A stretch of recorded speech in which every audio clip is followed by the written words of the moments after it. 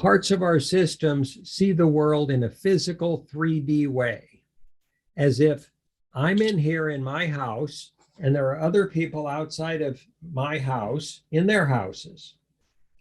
That we're here in our nation and there are other people in some remote location living a different life and they're different. What I do in my house doesn't affect their lives or their house. What they do in their house doesn't affect me in my house. Can we suggest that that is a very 3D, physical, Newtonian perspective on life? Might we suggest that every choice that every human being makes in every moment of life affects the whole world all the time? If we move a grain of sand on the beach, we have changed the history of the world. How much power do we all have? Is it us that are choosing to regenerate the status quo by not choosing something other than the status quo? Is there a part of us that resists understanding that truth? That doesn't want to accept it, that wants to project or imagine that what we're experiencing is being created by somebody else, somewhere else. That it's all here, they made it, they did it, I'm required to live in it, I've got no power, they have all the power, I'm powerless, they're powerful. If I try to change anything, they'll just force me back into some cookie cutter result of their making because I have no power and they have all the power. And how inaccurate an interpretation is that parts of our systems would tend to operate from. How disempowering a misapprehension. How disempowering a dynamic of projection onto a supposed reality that then creates that reality that we then experience. If I project onto the world that it's operating as a status quo, and then I say, oh, well, it's a status quo. It's making itself. I'm not doing any of it. It's not me. I'm not accountable for any of it. Then, and I say, well, then there's nothing I can do to change it. Am I going to do anything to change it? Because I've already presumed that it can't be changed. I've already assumed and projected that it can't or won't change. So I'm not going to do anything to change it. Now, if I have a list of processes or supposed requirements or metrics or standards that says, in order for change to occur in the world, I must go have a conversation with somebody.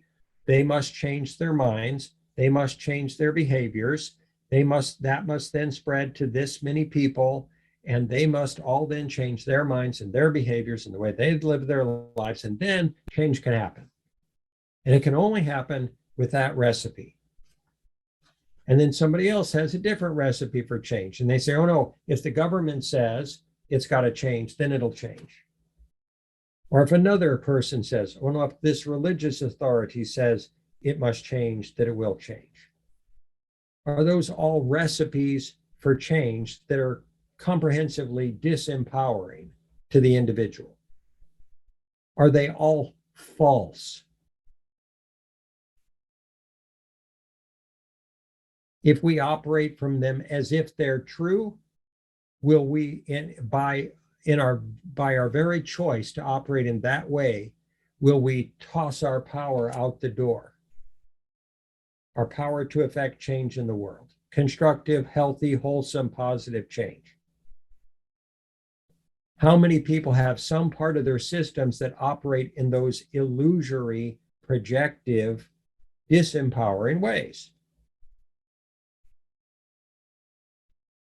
Most everybody.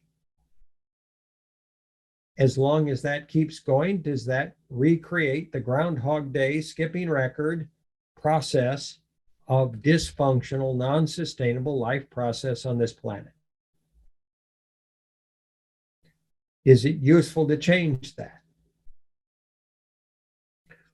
Who do you have the power to change that within? now. Yay! Does everyone online in this moment have that power to change themselves right now, to make it, to make the choice to change it? You might say, oh, well, I've got this belief and that belief, and they're not supportive of that. And I've got this resistance and I've got this fear. Those are all details. If you make the choice, everything else is just enacting the choice. Everything else is just details. As soon as you make the choice, you've created the seed that will become the tree because you've chosen it. You have enacted your personal power. All that's required then is to live it.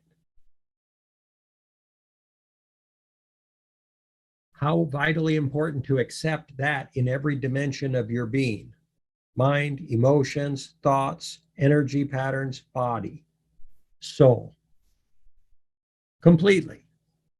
And as soon as you do, everything changes. We all radiate our energies into the world. It's not just our actions, it's not just our words, it is also our thoughts, our intentions, our love, our care, or our anger, hatred, judgment, or fear. If we choose to radiate light, that's what's going to be in the world around us. That's what we'll experience, that's what we'll feel, that's what our relationships will be about, that's what our life results will be about, that's what will be in the world. We will be the change we want to see in the world because we've chosen to. And we can only do that through choice. We can resonate with the latest fad. We can resonate with the tribe. We can resonate with any leader of the world that says, oh no, this is the right way to live.